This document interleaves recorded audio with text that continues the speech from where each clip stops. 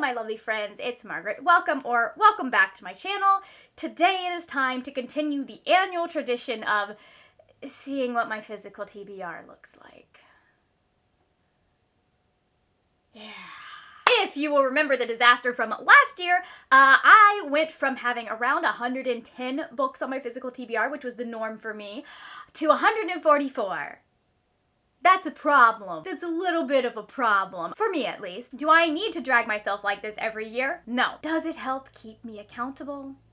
Yes. Yes, it does. I'm gonna start out by saying there is stuff linked in the description box about the HarperCollins strike. I will not be separating out the HarperCollins books from all of the rest of my books because, again, it's 140 something books, or was the last I checked, and I just do not have the bandwidth to go through all of those and figure out who the publisher is for every single book, nor do I have the time. So we're just going to go through all of the books that are on my physical TBR. I'll put a picture up there of what it looks like now, because once this video is done, I will be able to put some of these books up there because there is room up there now. Without further ado, let's just get into it, I guess. If you're new here on my channel, most of these are going to be in the colors of the rainbow because my physical TBR is up on the top shelf and it's my rainbow shelves. I wanted rainbow shelves without having to separate series of read books. Now I do have a shelf down here that's got the ones that don't fit up there right now, or didn't fit up there the last time we did this.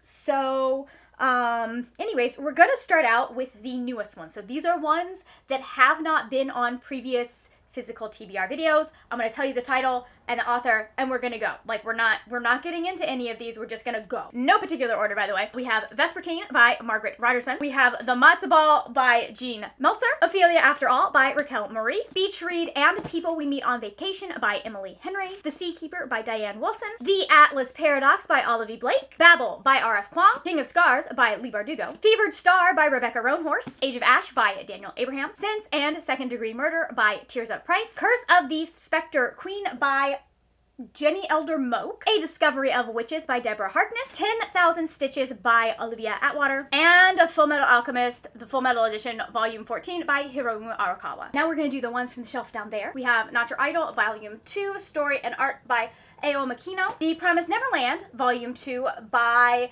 Kayu Shirai. And then My Hero Academia, Volume 5, I believe it is, by Kohei Horikoshi. I also have The Invincible Iron Man, Iron Heart, by Brian, I think it's Brian Michael Bendis. Art is by Stefano Caselli. I don't even know what we're gonna do with all of these books because I have to film over there, so I can't just throw them on my bed like I usually do. We also have The Shadow Crosser by J.C. Cervantes. If I remember correctly, this is like this is book 3 of this series. I picked it up at a little free library because I know I wanted to read it eventually. I don't have books 1 or 2 though yet, so we'll get there. We also have A Curse So Dark and Lonely by Bridget Kimmerer. Glory Happening by Caitlin B. Curtis. The Silent Patient by Alex Michaelides. He is up there as well somewhere. The Labyrinth's Archivist by Day Al Mohammed. The Castle School for Troubled Girls by Alyssa Scheinel. Jane Austen Goes to Hollywood by Abby McDonald. The Cost of Knowing by Brittany Morris. The Ones We're Meant to Find by Joan He. The Ivies by Alexa Dunn. It's ironic that I read her new book, but not this one. Forest of a Thousand Lanterns by Julie C. Dow. Containment by Karen Licks. Tower of Fools by Andrzej Sapkowski. White Fragility, Why It's So Hard for White People to Talk About Racism by Robin DiAngelo. And How the King of Elfame Learned to Hate Stories by Holly Black. I love how I said that "and" so confidently, like there's not another whole stack down there, and also everything up there. Continuing on with that stack, we have The Archer at Dawn by Swati Tiharla. Magical Girl Raising Project by Pochi Edoya. Art by Pochi Edoya. Original story by Asari Indau. We also have Conceal Don't Feel by Jen Kalanita. The Stars of Whispering Ridge by Cindy Baldwin. House of Many Ways by Diana Wynne Jones. Race to the Sun by Rebecca Roanhorse. A Little Hatred by Joe Abercrombie. Better Together by Christine Riccio. And Blood Like Magic by Lizelle Sambury. That, in fact, does finish that stack down there. We can move on to the main event. So we're starting this out with some of the mass market paperbacks that I have up there because I just put those all in their own stack because they're so small. We have The Winter is Two-Step and The Last King of Texas by Rick Riordan. This is part of the Tres Navarre series. Like, I don't know what books in the series they are though. We also have 2 of the books in the Heroes series by Maura J. Moore. I have Heroes Return and Heroes at Risk. Not sure what order they are supposed to go in. And then I also have Dragonflight by Anne McCafferty.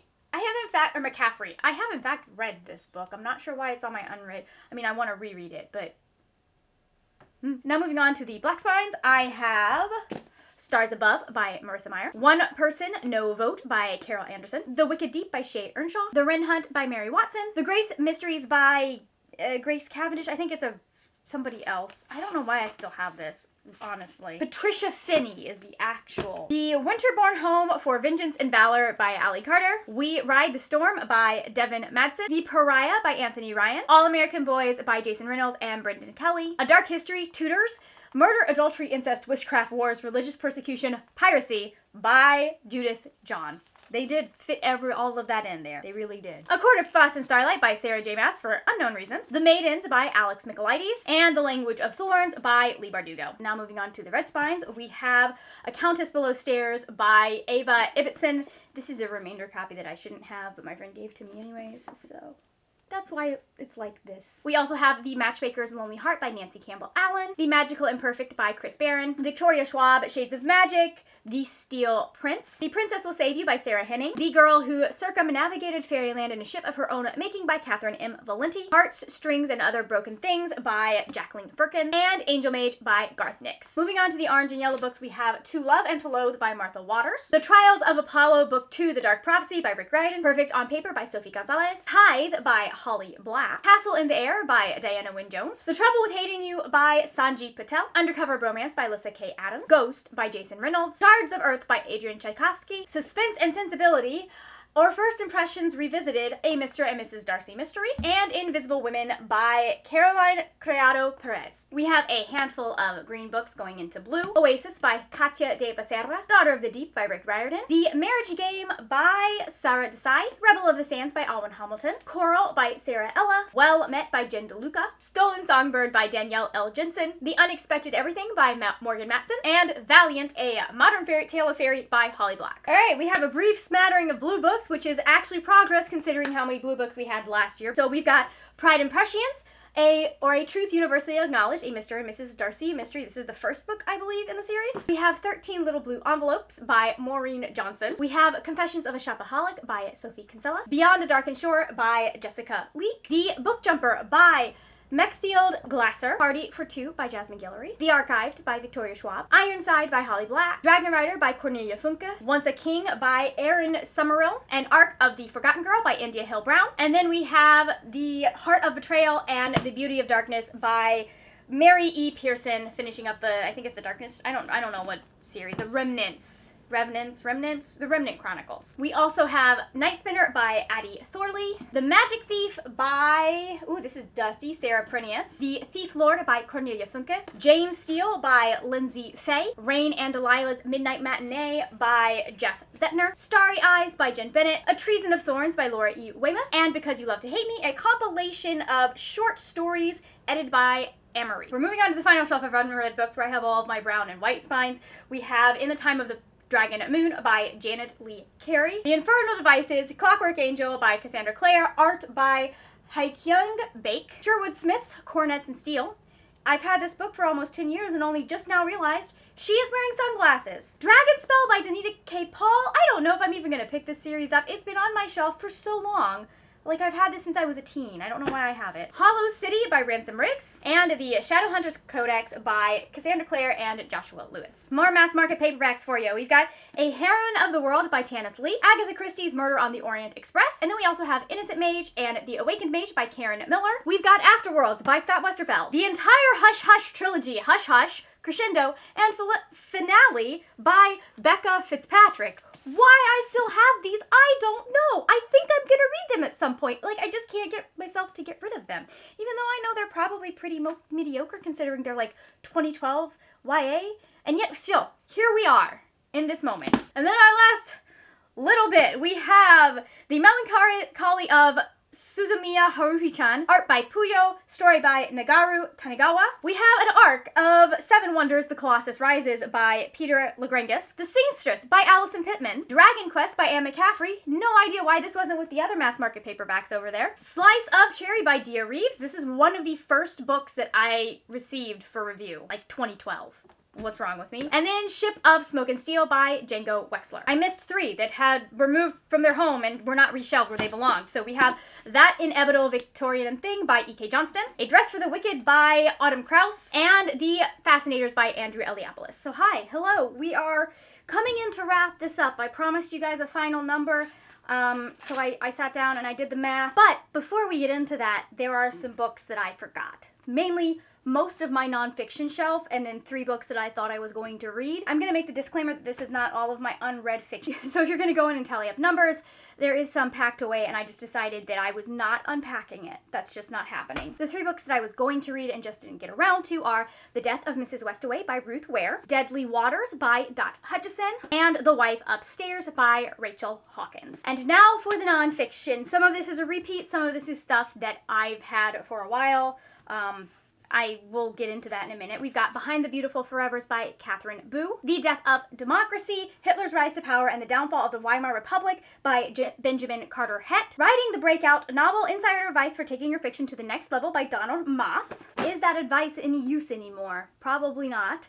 Me and White Supremacy, Combat Racism, Change the World, and Become a Good Ancestor by Layla F. Saad. Driven to Distraction, Recognizing and Coping with Attention Deficit Disorder from Childhood Through Adulthood by Edward M. Hallowell, MD, and John Rady, MD. How to Be a Tutor, A Dawn to Dusk Guide to Tutor Life by Ruth Goodman. Dear Allie, How Do You Write a Book by Allie Carter. The Diary of a Young Girl by Anne Frank. Native Identity, Belonging, and Rediscovering God by Caitlin B. Curtis. The Address Book, What Street Addresses Reveal About Identity, Race, Wealth, and Power by Deirdre Mosk.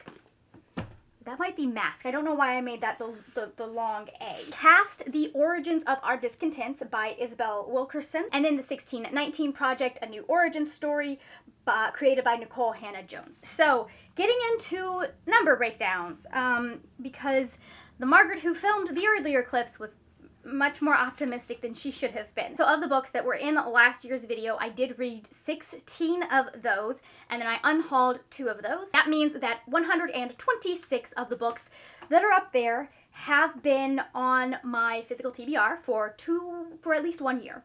This is their 2nd year on that physical TBR. Total number of unread books that I currently own is 157. So, I thought we were doing well because I was able to put a whole bunch of new books up there, but, we have gone in the wrong direction. I don't usually do book buying bans, but I may need to.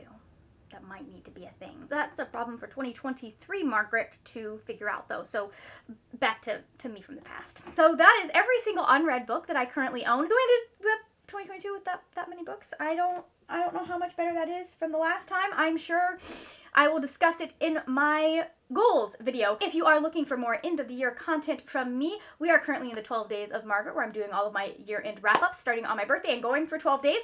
There will be a video right over here for whichever one is most recent. Thank you so much for watching. If you enjoyed this video, please give it a thumbs up, subscribe, whatever feels right to you in the moment. That is it for now, my friends. Happy reading, and I will see you later when we will talk about more wordy, nerdy things. Bye!